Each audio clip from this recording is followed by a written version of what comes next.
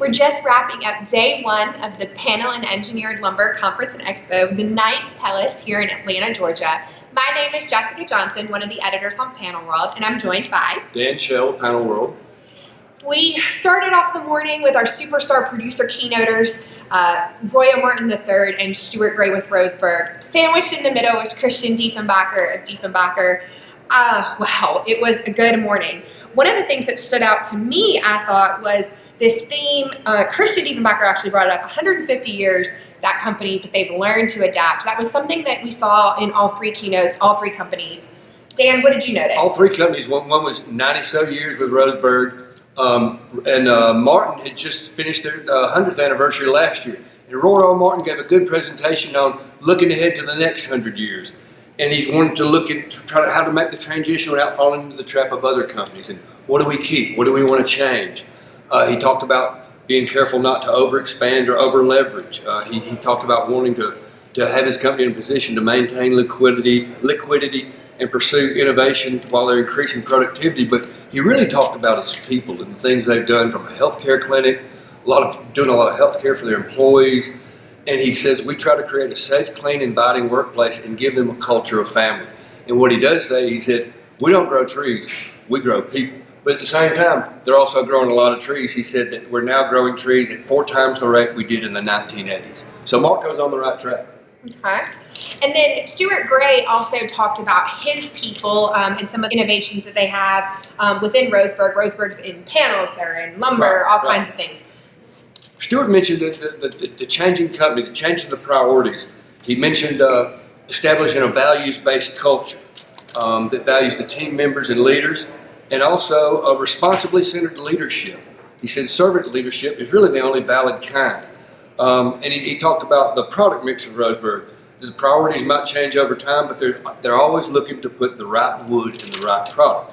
He mentioned that look, 20 years ago, before they started their LVL plant down in Brittle, they were selling over 40% plywood was their revenue. Now it's around 23%, but they've got LVL and other products going in. And also, they got $1 billion invested in current projects ongoing at this moment. So Roseburg's looking ahead too.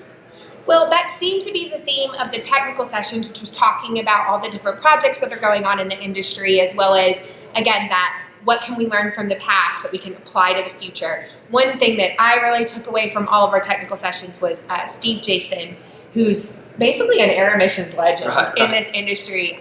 He said, think about it this way, panel board manufacturing is only 80 years old. He did note that he's been around for 50. So I, again, think that he is, in fact, one of the best go-to guys within air emissions.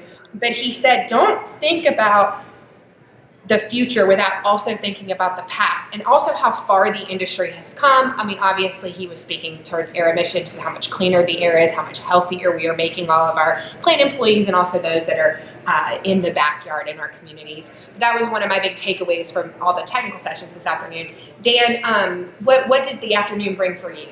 Well, I was sitting on the quality control session, and it was a lot about making measurements, non-contact measurements, using AI to develop databases.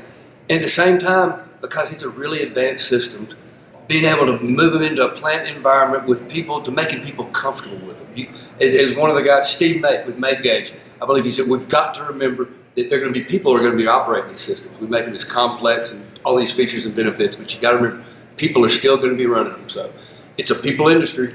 It is.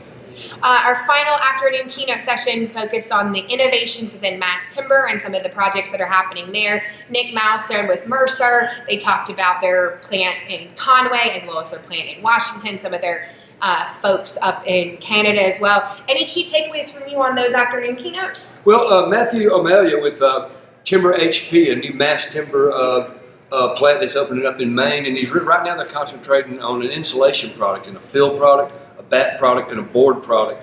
And he mentioned how well this can be translated to the construction process and integrated into a more prefab building system. So looking ahead to the future, he's got an architectural background, more of a true construction type background. So he's looking ahead to the future to bring these industries together.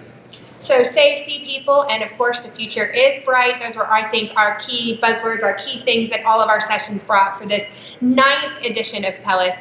We can't wait for a great morning lineup tomorrow. And gosh, then we're looking ahead to the 10th. It's been a great day here on the floor. Our exhibitors and attendees are right outside the doors where we stand, mingling, enjoying some heavy hors d'oeuvres and cocktails, and let's go find them. That's right.